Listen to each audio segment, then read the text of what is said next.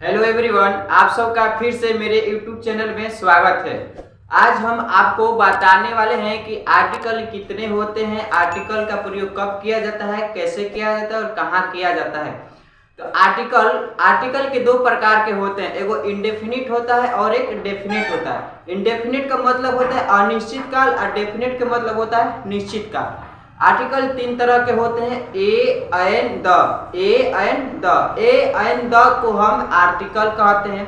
अब बात आती है कि ए का प्रयोग कहाँ किया जाता है, एन का प्रयोग कहाँ किया जाता है और द का प्रयोग कहाँ किया जाता है। तो आज हम बताएंगे कि आर्टिकल में ए का प्रयोग कहाँ करें, एन का प्रयोग कहाँ करें और द का प्रयोग कहाँ करें। आर्टिकल का मतलब होता है अनुच्छेद, लेख या कोई चीज या कोई वस्तु होता है। आर्टिकल जब भी लगता है नाउन या प्रोनाउन के साथ में लगता है। अब देखिए, आर्टिकल दो प्रकार के आर्टिकल को दो भाग में बांट दिया गया है। एक होता है इंडेफिनिट आर्टिकल, दूसरा होता है डेफिनेट आर्टिकल। इंडेफिनिट का मतलब होता है अनिश्चित काल और डेफिनेट का मतलब होता है निश्चित काल। इंडेफिनिट में दो तरह के आर्टिकल आते हैं, पहला होता है ए और दूसरा होता है एन, और तीसरा में आते हैं डेफिनेट आर्टिकल। डेफिनेट में केवल एक होता है जो है हमारा द। अब बात आती है कि ए आर्टिकल का प्रयोग कब होता है और कहां पर होता है।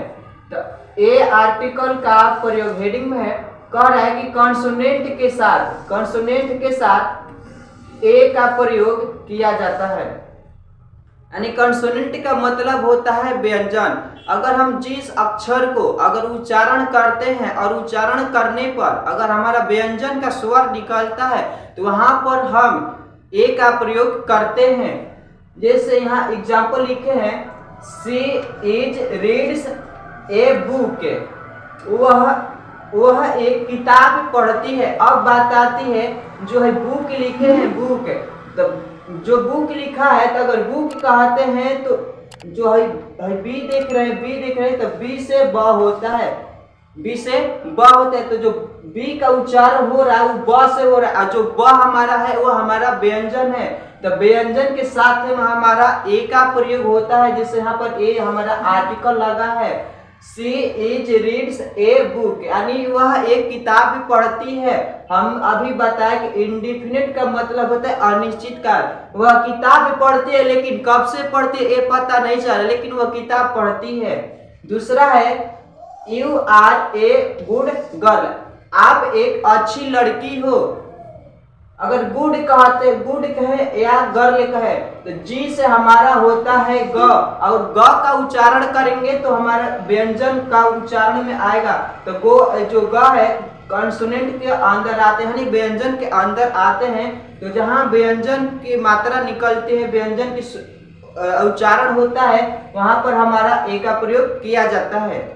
अब आती है पारी एन आर्टिकल, यानी एन का प्रयोग कहाँ किया जाता है। तो कह रहे भावेल के साथ किया जाता है, यानी जो एन आर्टिकल है हमारा भावेल के साथ में किया जाता है। भावेल का मतलब होता है स्वर, यानी स्वर के साथ में हम एन का प्रयोग करते हैं। जैसे Avinash is an intelligent student, यानी अविनाश एक तेज लड़का है।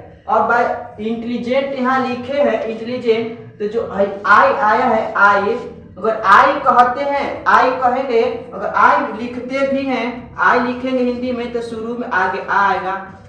तो जो आ हमारा है ए हमारा स्वर है, तो इसी के साथ में यानी स्वर के साथ में एन का प्रयोग करते हैं और कंसोनेंट के साथ में ए का प्रयोग करते हैं। ये अब जानते हैं कि द का प्रयोग कहाँ करते हैं और कैसे करते हैं। देखिए, आकाशीय पिंड से कोई भी संबंधित हो वहां पर हम द का प्रयोग करते हैं, यानी आकाश से संबंधित कोई भी से हम प्रयोग करते हैं किसका, द का। यानी आकाश से कोई भी संबंधित चीज हो, वस्तु हो या उसका नाम हो, तो हम वहां पर द का प्रयोग करते हैं। दूसरा है समाचार पत्र के पहले, यानी कोई भी समाचार पत्र हो उसके पहले हम द का प्रयोग करते हैं। तीसरा है नदी, नहर, सागर महासागर, द्वीप, खाड़ी, यानी कोई नदी का नाम है, कोई नहर का नाम है, कोई सागर का नाम है, या कोई महासागर का नाम है, या द्वीप का नाम है, या खाड़ी का नाम है, उसके पहले हम द का प्रयोग करते हैं। और अगला नंबर है मंदिर और धार्मिक किताब। कोई भी मंदिर हो या कोई भी धार्मिक किताब हो, वहां पर हम द का प्रयोग करते हैं। आगे आता है ऐतिहासिक भवन, यानी कोई भी ऐतिहासिक भवन हो उसके पहले हम द का प्रयोग करते हैं। दिशाओं के पहले लिखा गया, अगला है दिशाओं के पहले, यानी दिशाओं के पहले हम द का प्रयोग करते हैं। जैसे ईस्ट के पहले द का प्रयोग करेंगे, साउथ के पहले द का प्रयोग करेंगे, नॉर्थ के पहले हम द का प्रयोग करेंगे। अगला है हमको मोस्ट जैसे जहां शब्द दिखाई देते हैं वहां पर करते हैं, ईस्ट जैसे शब्द दिखाई देता है वहां पर द का प्रयोग करते हैं। तो आई होप कि ये आपका जो ए एंड द का कंफ्यूजन होगा वो आज आपका क्लियर हो गया होगा। तब तक के लिए thank you, all the best.